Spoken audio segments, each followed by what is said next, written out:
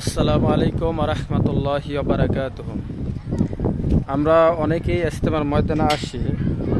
তো ইজতেমার ময়দানে একটা গুরুস্থান আছে, হয়তোবা অনেকেই জানি না, যেখানে আমাদের শ্রীপুরের হজরত কবির সাহেব রহমতুল্লাহ আলাই ওনারও এখানে মাটি দিয়েছিল।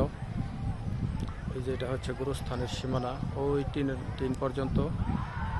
তো এখানে নতুন একটা কবর হয়েছে, এই যে এটা।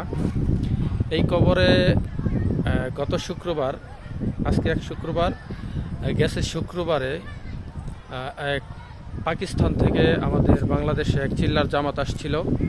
তো ওই জামাতের এক সাথী ভাই মারা গেছে। তো মাশাআল্লাহ সাপেক্ষে ওনারও আলহামদুলিল্লাহ এখানে মাটি দেওয়ার সৌভাগ্য হয়েছে।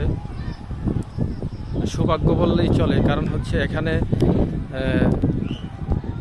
অনেক টাকা পয়সা থাকলে এখানে শুইতে পারবে এরকম কোনো কথা না। ইজতেমার ময়দানে মাটি দেওয়া এটা একটা সৌভাগ্যের ব্যাপার। তো ওই ভাই পাকিস্তান থেকে বাংলাদেশে আসছিল চিল্লার সফরে। তো উনি ইন্তিকাল করছে বাংলাদেশেই। তো ওনার লাশ নেওয়া হয় নাই, আমাদের বাংলাদেশ বিশ্ব ইজতেমার ময়দানে ওনার শেষ সমাধি হয়েছে। ওই যে পিছনে যে কবরটা দেখা যাচ্ছে ওইটাই। তো এটা আসলে সৌভাগ্যের ব্যাপার।